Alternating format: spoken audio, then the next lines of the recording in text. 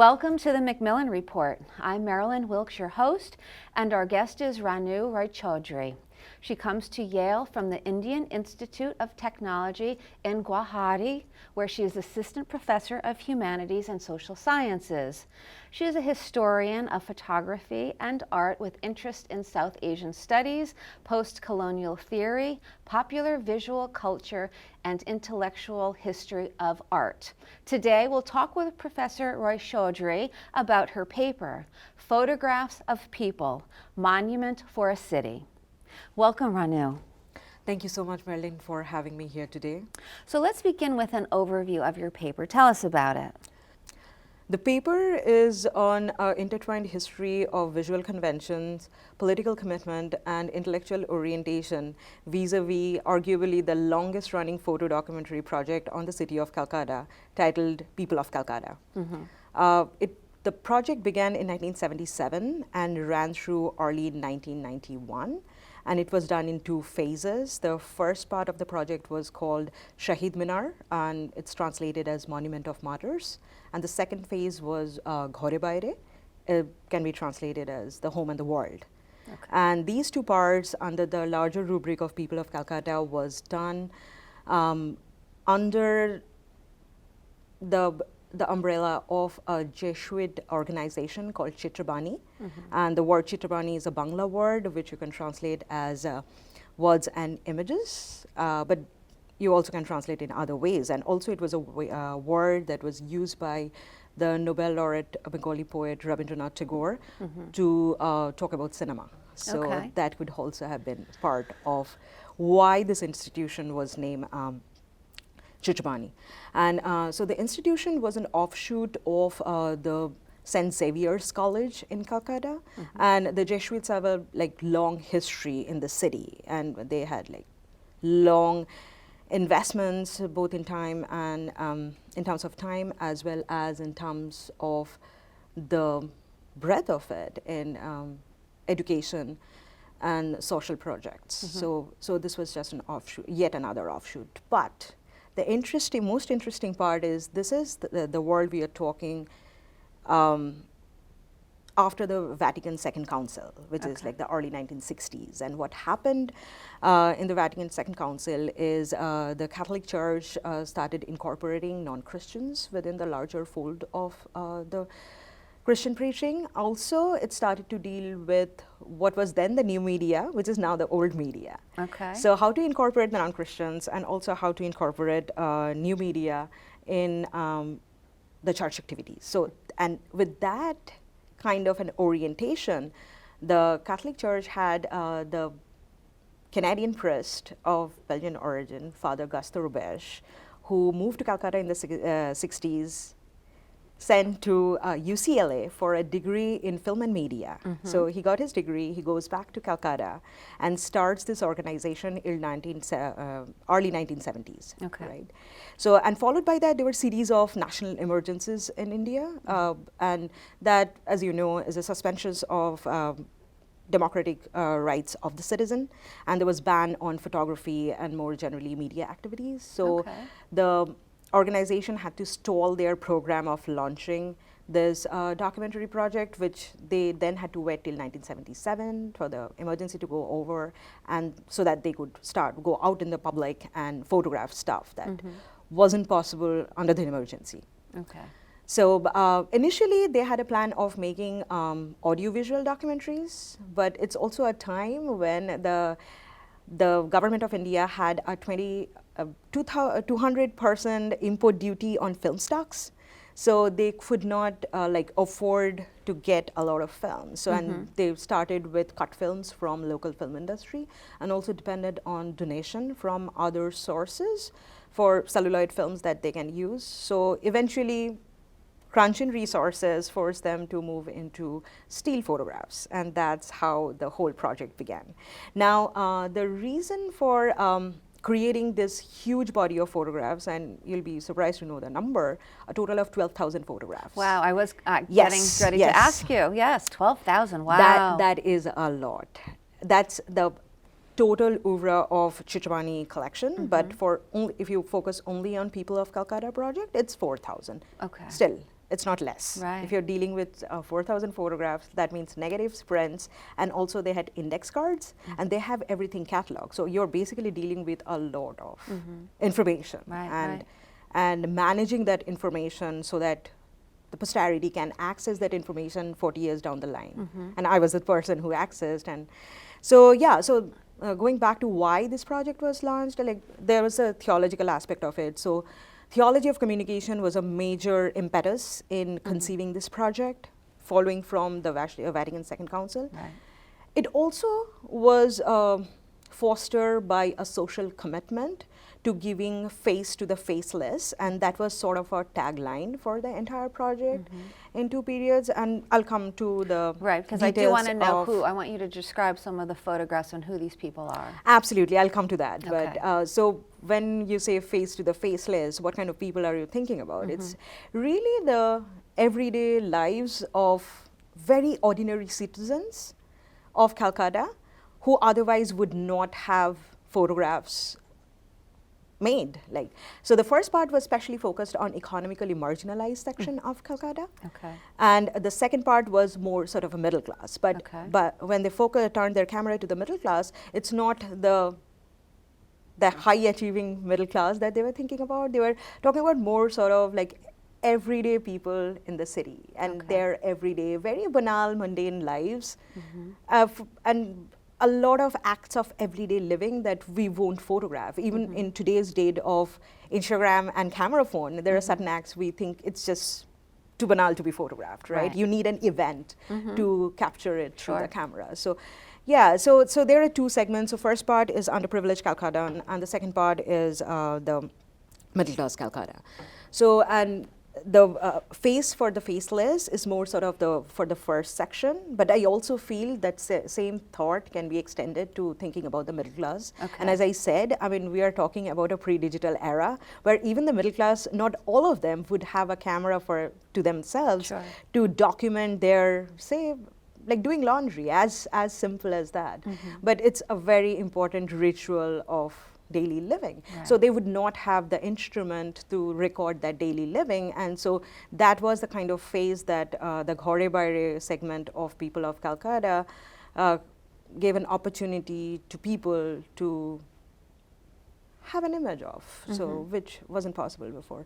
So that was one goal. The second goal was to counter the contemporary international as well as national understanding of Calcutta as a post-colonial dystopia.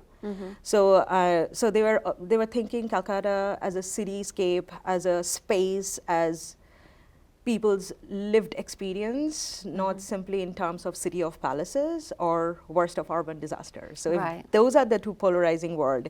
They were like intervening somewhere in the middle and trying to say that, well, sure, I mean, the world is not perfect. There are problems. Yeah, there are sure dystopic moments, but that does not necessarily make people hopeless. It also kind of a moment to reflect on the resilience of the people who live in the city and fight back a lot of societal as well as urban injustices. So when you're thinking about the urban poor, it's not simply the poor as the wretched, as somebody who we should look down upon. It's also, the photographs were also meant to restore humanity and dignity to the people.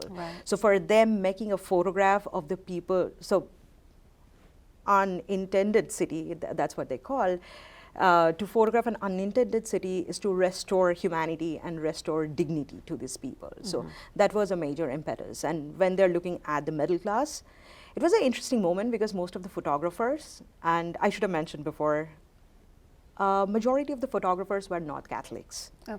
And pretty much all of them aligned themselves with some sort of leftist activism. There were a few people who were card-carrying members of the Communist Party of India, but most were not card-carrying, yet, say, would vote the CPIM in the elections. So they had a broad, like left-leaning, broadly speaking, and I mean, left in the broadest possible scope when I say this. So, so these photographers, when they started photographing the middle class, they were in a way also looking at themselves. So it's it's also going back home and photographing their acts of living. So a lot of photograph came out of their own homes. So Okay. somebody's dad sipping tea in the morning, or somebody's relative folding clothes. I mean, as simple as these acts were getting documented. So if the first part was kind of looking into the other side of Calcutta for the photographers and also the middle class viewers of those photographs, the second part was like a really reflexive moment for this entire practice of documenting the city. So, Okay, and so minimally 4,000 photographs for Calcutta. Where are these photographs now, and how did you orient yourself to them? What was the process like for you? right.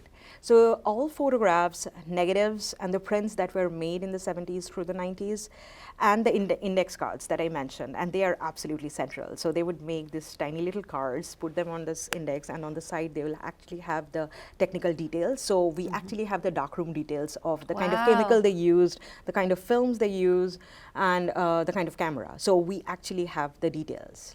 And of course, many of the photographers are still around. So if you talk to the photographer and then you take a look at the index card, it actually gives a sense of what went behind the scene even before this print called it the object called photograph came into being in this world. So this entire thing is in Calcutta, in Chitrabani Archive, which is in Rafi Ahmed Khidwai Road. That's pretty much in central Calcutta.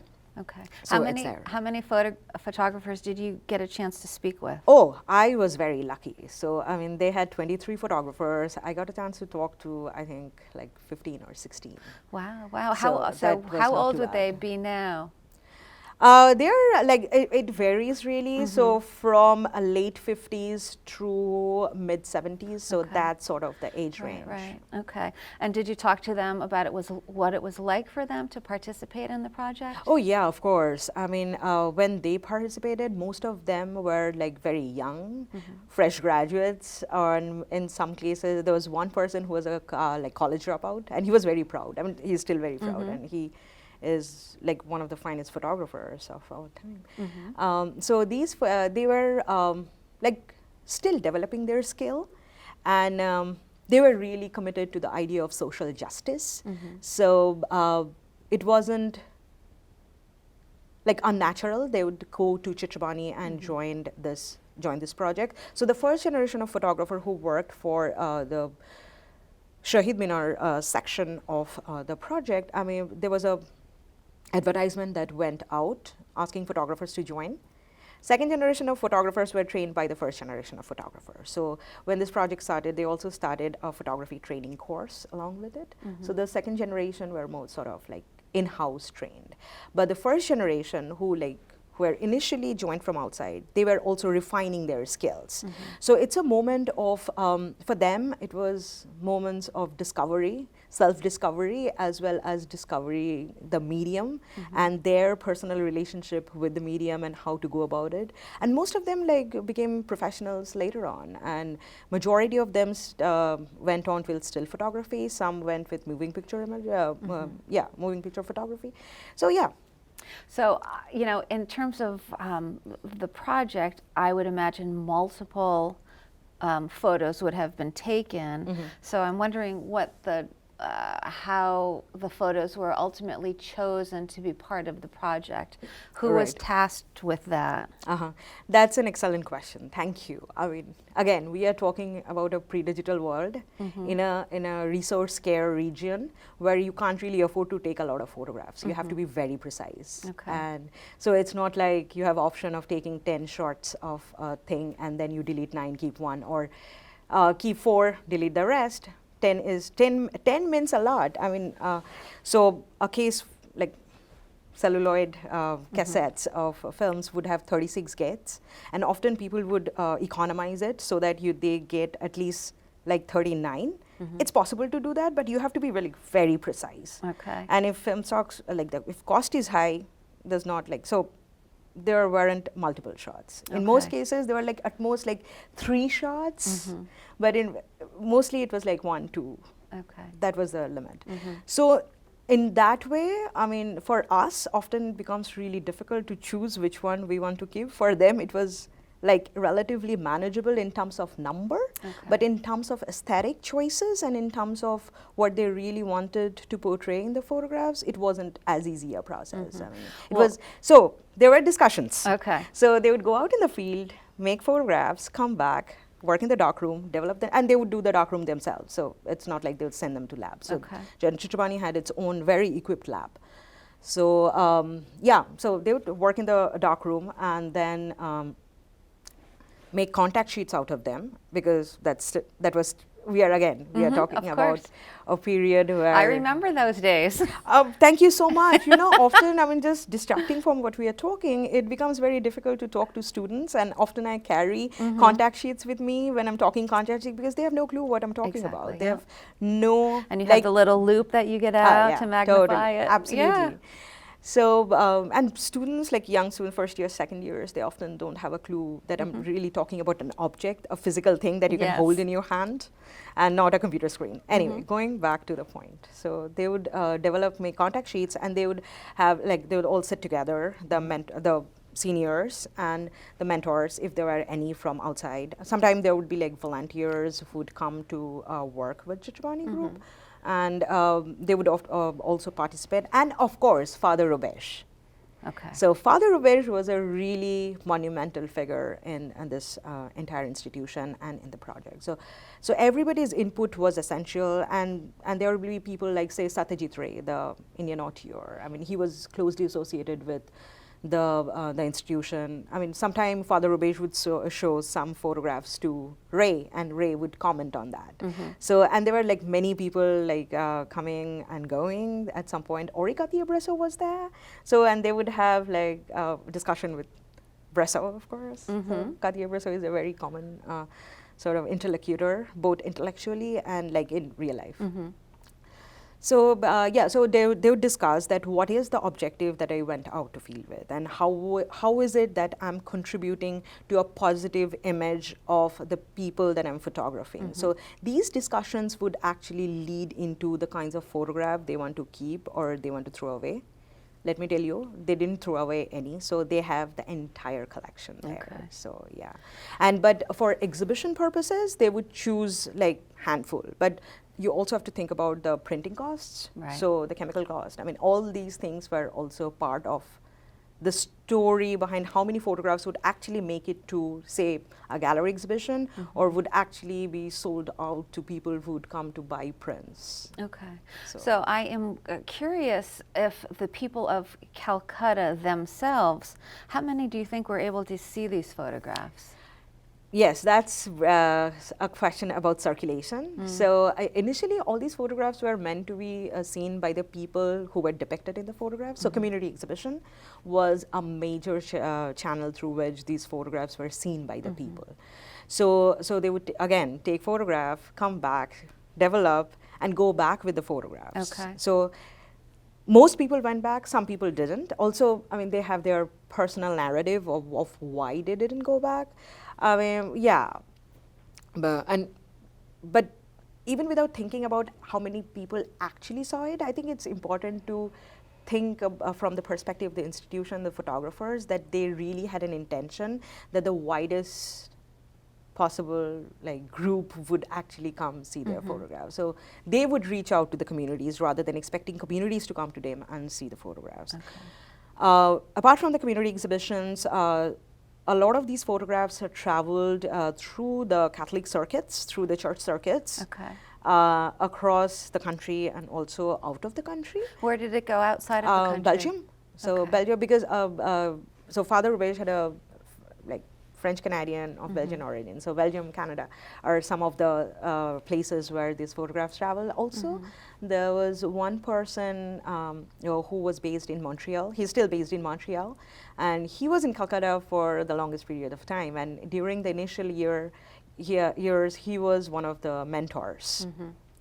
So this person was there who was actively engaged in the project, and and he took his photographs back when he moved back to Montreal. So there are channels through which the circulated. Within Calcutta, there were two major gallery exhibition, one in early 1980s, another in early 1990s. So the 1980s exhibition was on like the first project, like the first section of the project, and the early 90s exhibition was on the second part of the project. So there are multiple channels through which these photographs circulated, and Father Rubesh as well as the photographers really wanted to reach out to different segments, different classes of people, to visually educate them about how to look at a photograph. Right, So, right. yeah. So ultimately, do you think the objective of the project actually worked? It really depends. I mean, it's an interesting question, and this is a question I keep getting whenever I talk about this project to others, because not a lot of people know that this institution existed, Right. or this photograph still exists out there, and people still are very attached to what they made. So the photographers are very attached to the photographs they made like say, 50 years back. So there were twofold objectives. So one was to make a difference in people's lives. The other objective was to create a body of photographs, right, that would remain as for the posterity as this moment in the city's, like along, like 3 decades in cities' lives. And so the first objective, like making a difference in people's life, how was it expected to happen? Like how can a photograph be like really instrumental in changing real life situation? Well, so Father Rubesh had a very good answer for that. So for him, it's really like by restoring dignity, it's giving people a positive sense of self, giving people hope that they are worthy members of the society, no matter what like the hegemonic discourses in the society make them believe, they still have equal share in resources, in public life, in public spaces, and asserting that right for them was seen as a major positive step for the Chichibani collective. I mean, they didn't formally call them a collective, but I mean, I call them a collective with a small c rather than a uppercase C. Right. So yeah, so I think that happened. Like, I mean, if you ask me, I would say, yeah, I mean, I see the point, and it really contributed positively in the question of human development. And of course, they created this huge archive of images. I mean, that's like, as a researcher, I find it pretty incredible. Invaluable. Absolutely. But then, if you go back to the photographers, and if you ask them, or if you ask Father Rubesh, they all have their different answers. So for majority of the photographers, also it's interesting how over time their answers changed. So there was one photographer who said, oh, photographs can't make any change in anybody's life. So we were just kids, we were making photographs, and we were very happy about our aesthetic pursuits. Another group of people, the majority of them would say like, oh, we tried our best, but it wasn't really successful. Now, this version is from 2006. I interviewed this same group in 2013 again, and they said, oh, we were definitely partially successful. You ask Father Rubesh, he said, oh, we were moderately successful, and he's still committed to the idea. So what is this real change that we are talking about? Does real change mean that, I mean, the underprivileged would suddenly one fine morning become a more economically resourceful person? Or are we talking about like change in their vision of themselves? So what is this real Empowered them, change? perhaps. Yeah, exactly. So empowerment can happen at different level, right? So when we say real, we often like associate real with material. And as a researcher, I see even if there's no material gain through these photographs, there are a lot of empowerment that definitely happened. Right, Yeah. right. Okay. So final question. You are here at Yale at the Institute of Sacred Music doing Right. some work. So tell us what you're working on. My project at Institute of Sacred Music was kind of a shoot off from this paper and my larger book project. So the project at ISM, it's called Theology, Politics, Art, Photographs from Post-Emergency Calcutta. So, and here, in the project, I'm specifically looking at theology of communication. And that is something I did not explore earlier in my research. So I was more concerned about the photographers, the photographs they were making. So my focus was more towards these objects and the images and the materiality of a photographic image, more generally speaking. But now I'm actually looking into theology of communication because Father Rubesh wrote a lot. And not simply that, I mean, he was squarely located within this like bigger discussion within what is now Global South, and what at other point was the Third World. So, and there was like a series of journals that published theology of communication in the Third World. So I'm looking into those discursive spaces and Father Rubesh's location in that kind of a global discussion, and then try to think about the photographs and this theology of communication together. Okay. So yeah, so my current project is pretty much kind of began while I was working with this huge body of photographs. Well, we will certainly look forward to hearing more from you. Thank you so much. Thank you so much for being here. It was really fascinating. Oh, thanks again for having me. For more information about Professor Roychoudhuri and her work, please visit our website at macmillanreport.yale.edu. Be sure to join us again for another episode of the Macmillan Report, made possible through funding from the Whitney and Betty Macmillan Center for International and Area Studies at Yale.